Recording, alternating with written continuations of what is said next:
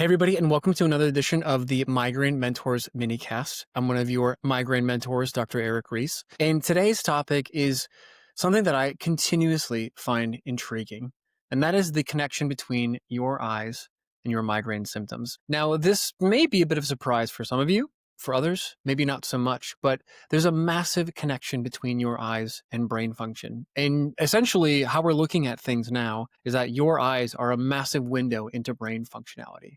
We've known about this for quite some time. Neuropsychologists have been using eyes and visual kind of interpretations for decades, but we're finding out so much more about vision. And it's really more the software, not the hardware. And I'll get a little bit more into that as we continue. But if you're somebody who struggles with reading, scrolling, being in grocery stores, busy visual environments, then this one is really for you because your eyes are so important for your ability to function in the real world. When you take a look at things like driving, for instance, the fact that there are things coming at you, going away from you, you're traveling and you're, you know, moving back and forth in your car and your head's moving on a swivel. There's so many sensory inputs that your brain has to process. This is a really big deal for just the general population, let alone the group of individuals that we're talking to who are dealing with migraine symptoms. And so this is a really interesting topic that I think most of you are going to find very enlightening and hopefully a bit of a confirmation bias with regards to the fact that you are dealing with visual issues and that your visual issues are triggers for your migraine symptoms. So let's get into this a little bit. So we know that people who struggle with migraines are a bit more sensitive to their environment, and specifically with visual sensory inputs. Lights that flicker, glares, different things that can come from your visual field can have a massive impact on triggering of your symptoms. And whether that's causing an aura, whether it's causing dizziness, vertigo, things like that, we know that these symptoms can be a really big impact. And especially for those of you who struggle with vestibular migraine, complex visual environments can play a heavy role in triggering these types of sensory motor stimuli and these feedback loops that are involved with migraine. So even though we know about this, even though it's something that's quite common, what do we do to treat it?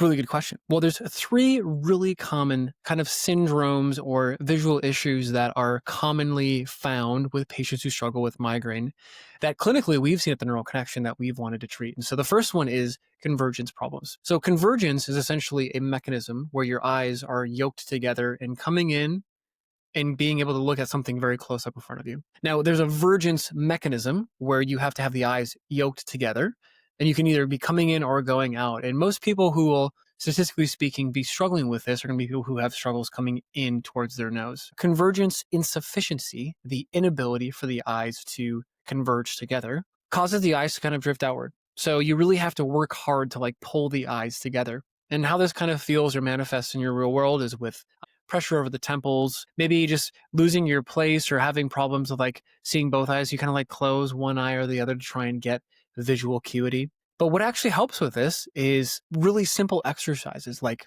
Brock string exercises, where you have different beads on a string that will allow you to have different depth perceptions, and you kind of look back and forth between them. There's different vergence and convergence and divergence exercises that we use clinically at the Neural Connection that can be very effective for these types of patients. And so if you're somebody who's kind of dealing with some of these issues, lo and behold, there's going to be therapies for you to be able to utilize to approach and treat those symptoms. The second is fixation problems.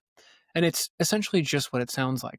If your eyes struggle with fixating on a target, let's say I'm looking at the camera and keeping my eyes steady, I should be able to keep my eyes parked on that target. For a lot of patients that we do diagnostics with, they really struggle. And if you can see my eyes, I'm kind of moving back and forth and around a specific goal or a specific target.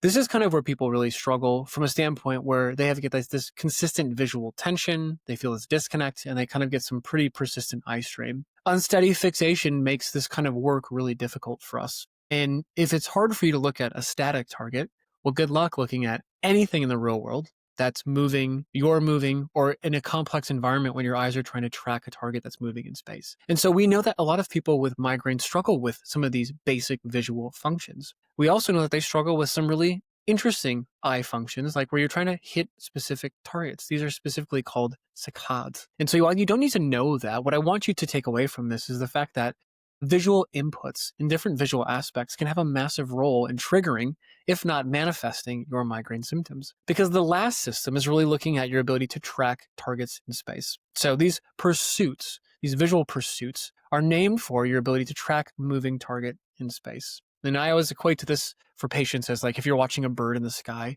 this is where your eyes are tracking a target that's moving smoothly, and you should be able to kind of match that visual impact or that visual input with the target that you're watching. A lot of people that struggle with this feel a kind of unsteadiness in busy visual environments. They feel more visual tension. Sometimes they can get dizziness with like scrolling, especially in the vertical plane with being on social media, looking at spreadsheets, email, things like that.